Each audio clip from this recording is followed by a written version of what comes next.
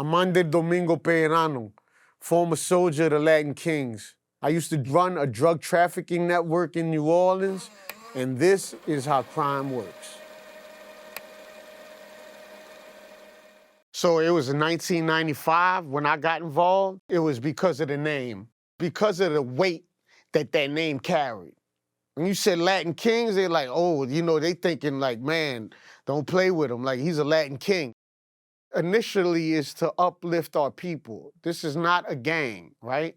This is like an organization, just like you might have the Knights of Columbus.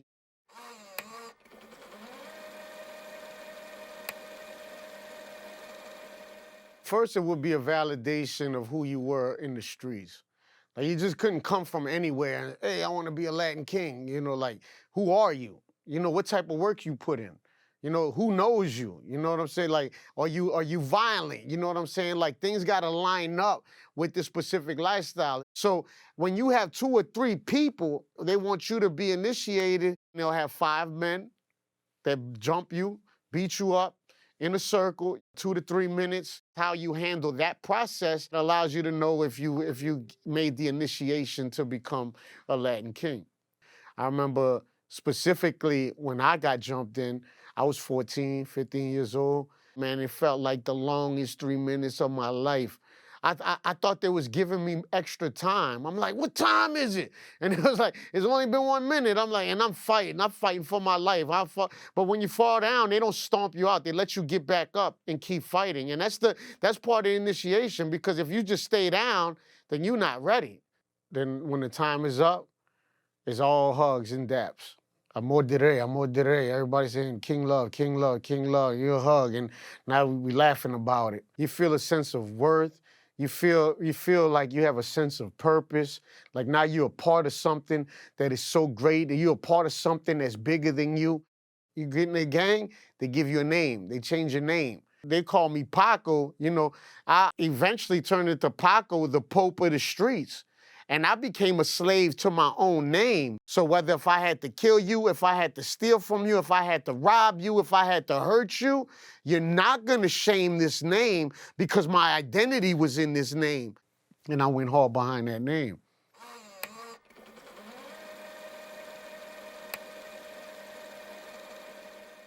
So they had, you know, the Pee-wee when you first got in.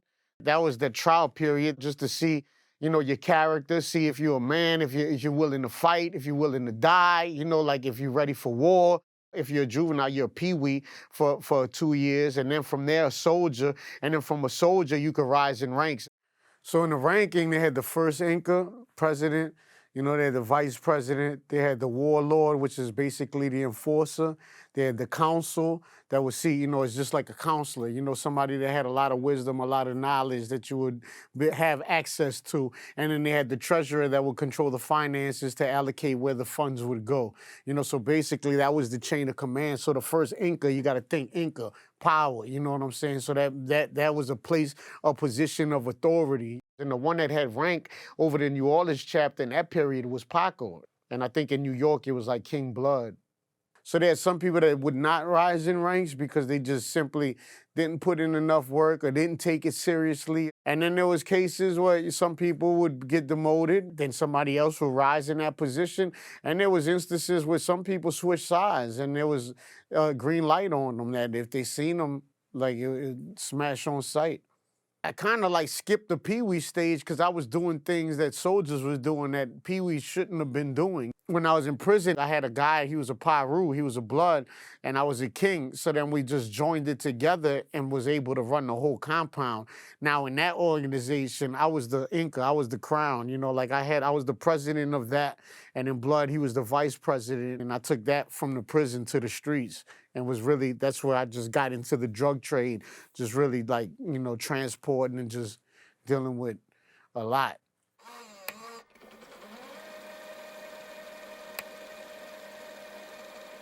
When you in poverty, you aspire to make money because you think money is gonna solve your problems. We would steal cars. We had the keys to the Camrys. We had the skeletons in the keys. You could just go unlock the car, just start it right up. I was selling drugs, and I was robbing people. Like, and by any means necessary, whatever I had to do to get that money, I was getting it because I was deluded by my own vanity. It was whatever came along the way that you was able to get money and put your hands on, you would do. I used to run a drug trafficking network. One point in time, I was going to Houston to bring bricks back from the cartel. We going out to Houston, $48,000 cash money. It takes a long time to count 20s and 5s and 1s of 48,000. And then dealing with the clubs, we would deal with the dancers, the strippers. Like, I give it to them wholesale to where they'll break it all the way down and they're making money off of that. So then I'm making money off of them, but they're making money too. They had a lot of strip clubs, like they had Visions. A lot of them was in New Orleans East. One of the clubs on Bourbon Street was just a club that we frequented where we would get the VIP section every time we were there, popping bottles, throwing money in the air. All of this a part of that life. But the more money I was making, the more money I was spending, the more money I was wasting. Because then I just think about how ignorant and foolish I was, throwing money in there. I can remember everybody following us to go to the club, and I'm hanging out the window, throwing money out the window on the interstate, just so everybody could see money flying down the interstate.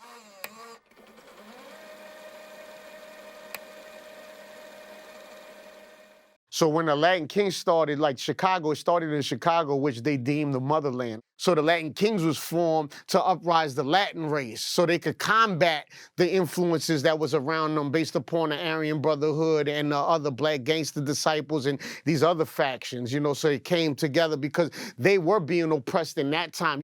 There was a lot of Puerto Ricans and Mexicans, but then it was just anything from Latin descent, you know what I'm saying? Chicago, New York, those were the main chapters, Miami, and then it, filtered to Kenner, Metairie, New Orleans. And I remember just at the parades, we would be over 100 deep at the parades. Every king, regardless of where you at, you would fly those colors. The gang signs were still the same. The signs that when they would throw up the crown, and every greeting would be they would dap up and they would touch the points of their hands to unite the crown, and they would bring the crown to their heart, tapping their heart, and they would say "Amor de Rey." They would throw that up. That's why I don't like, still to this day, like, people do that sign language as love, and I don't do it because to me, that brings me back to that place. Like, they would do that. They would touch the points. They would bring it and then bring it down. Like, that ain't, you know what I'm saying? So it's a lot with that. But, the points, they stood for something, like, and you got to think, I'm thinking that in the mind of a child, because I was a child, like love, honor, respect, obedience, loyalty. Like, these are good attributes, right? The five-pointed crown is basically like the royalty. Like, they go into the religion of kingism. The colors black and gold, the black symbolizing, the darkness, the gold being the king out of the darkness, rising out of the darkness to uplift the people, so the 5 points in love, honor, respect, obedience, loyalty, in other factions, it was righteousness, that was added into there. And then they would have a tattoo, where they have a crown, a 5-pointed crown, or they have 5 points. I got 5 points up here. I got the 5-pointed crown right here. I got the 5-pointed star coming all up here. That's how you could identify one another. You would see that on the arm. You would know that's a king.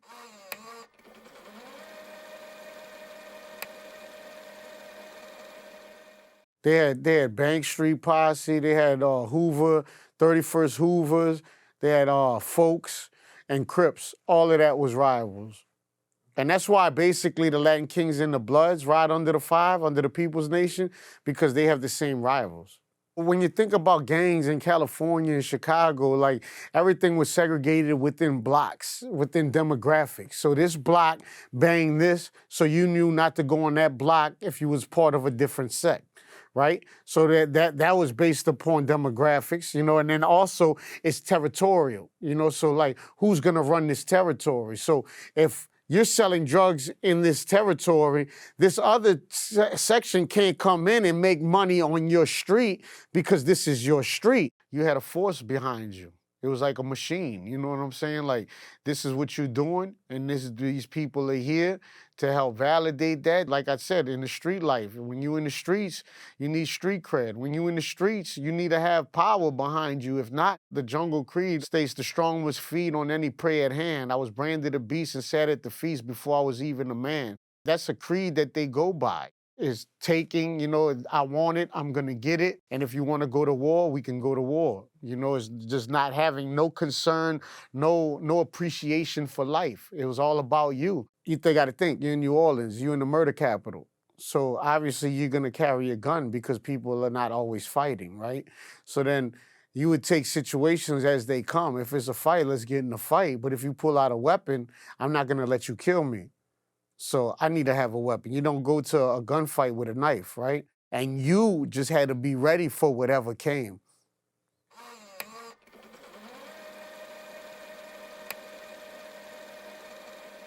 There's consequences to actions, right? Because there's a certain manifesto in the Constitution that you're to honor and live by. Think about the points that I talked about: love, honor, respect, obedience, loyalty, obedience, right?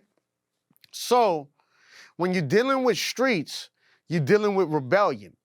So anytime people are in a state of rebellion, there must be built-in pressures. There has to have rule, there has to have order. You wasn't supposed to touch nobody's girlfriend. Even sisters, like family was off limits. Homosexuality, that was not permitted. No, it was once a king, always a king. So there was no walking away. When you leave, you had to go through a protocol so you could leave. You paid dues also, and there was no running. Another rule was one moves, all moves. So basically, if we together and I pop off, you better pop off too. And if you don't, then you're gonna have a violation. Now, when we have a meeting, you're gonna get beat up for that. So you either take the beating with everybody else, or you're gonna take it aside. When I was a part of it, like even the guy, he would tell everybody to turn around. Like nobody was to take pleasure in seeing their brother get beating. Like it wasn't entertainment. It's certain degrees of it. There's certain infractions that will enable you to get a violation and you proceed to move forward. But there were certain infractions to where you would have a green light and it would be smashed on sight. Like, that's it, you're out of here. You're not a part of this, you'll never be a part of this again. And if they see you, it's up.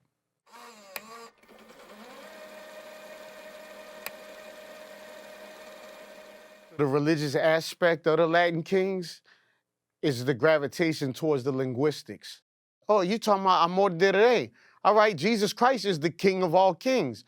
So when you think of rey, you think of king. Amor, you think of love. God is love. How can this be bad, right? The Bible says we're chosen generations, a royal priesthood. That's kings. The initiation process to be jumped in, they would call it the baptism.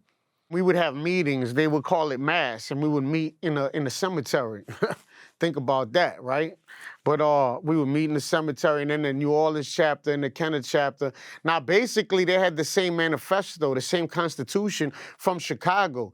So when we would have meetings, they would open up in prayer.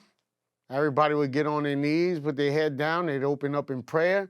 And they will address certain things that were going on. This is what needs to be handled. This is what needs to be seen at. This is what needs to be done in this area, in this area. I would put my money in the basket, in the hat, you know what I'm saying, as a part of my dues, and that was supposed to go to other kings that were incarcerated or to look out for everybody else, But ultimately, I don't know where that went, you know what I'm saying? We didn't meet as much as they probably should have. When I was in prison and I joined the Latin Kings with the Bloods, because they both run under the People's Nation, they both ride under the 5, we would meet on the big yard. And when we meet on the big yard, it would be to address what needs to be done, any new recruits, you know what I'm saying? What's going on in this dorm? Where's this money going? When's this coming in? We rewritten up and make sure everybody's gonna abide by this so we can have a structure and we could run this yard.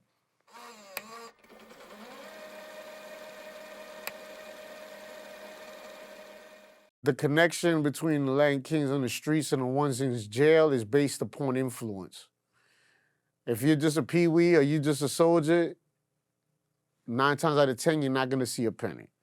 unless it's your close comrades that was running with you head up. The Latin Kings, to be dominant in the prison was based upon recognition of you being about that. You already having a name and you proving yourself in that prison. So when things came your way, you would handle it with violence. You'd be ready for violence at any given time. You would form connections within the prison based upon your street connections to really get influence on the guards. Now you got influence on the guards, you have access to things of the world. The more people I would have, I understand chain of command. I understand how an organization works. So at this point, I'm coming in at a high level. So this was based upon my security because I wouldn't really be touching this stuff, but I would capitalize off of it. So the more people, the more structure I have, so the less things I have to do putting myself in jeopardy because I'll have people under me that I could say, look, go do this, go do that, move this, and then I reap the benefits of it. So then I started going to war with the tactical. By this time I'm on extended, I'm bored. I have nothing better to do. All right, let's fight. Let's fight, let's go to war. I'm gonna get respect from my comrades, other prisoners, and then on top of that, you get the respect from the correctional officers, because now they know if you mess with him, you're not gonna be able to go home at shift change because you're gonna have so much paperwork that you gotta do. You would have been here 10 hours, 12 hours. You might not make it home for 17 hours if you mess with this prisoner. So guess what they do? They stop messing with you. For me, prison, it made me worse. I didn't get saved in prison. The only thing I got from prison is how to be a better criminal.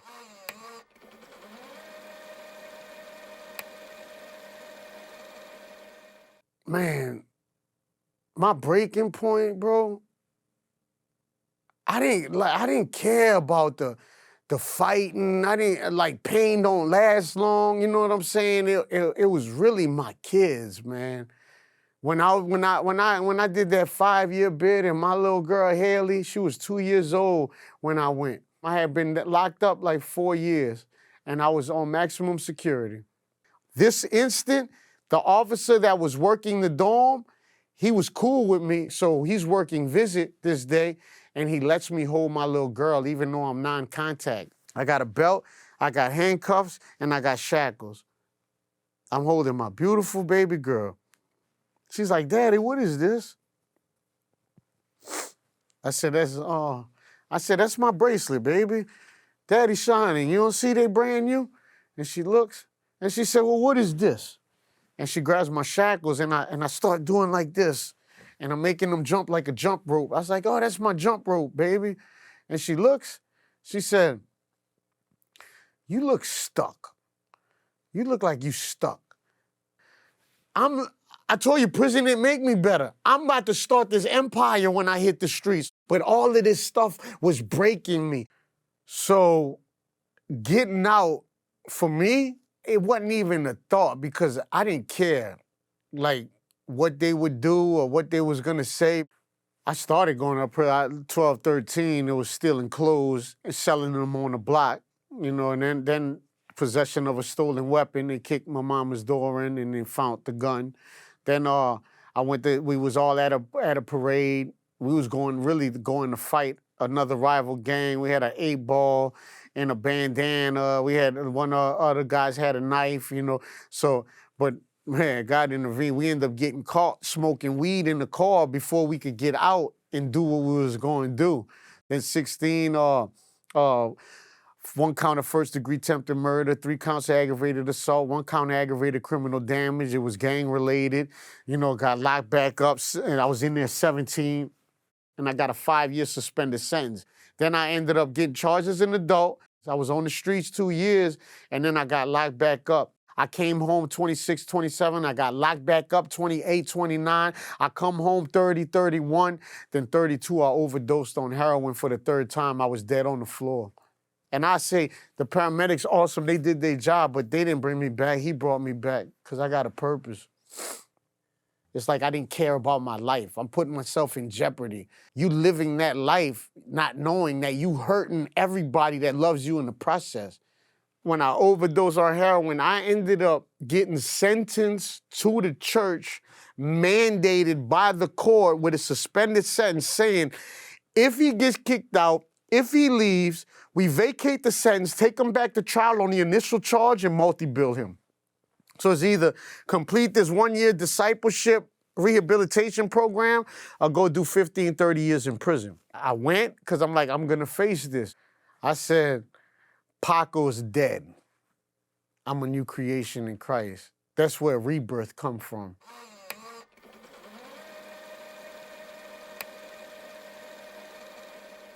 I'm in the process of opening up a facility to where we rehabilitate men and we disciple men. Some people look at me and be like, you're a pastor?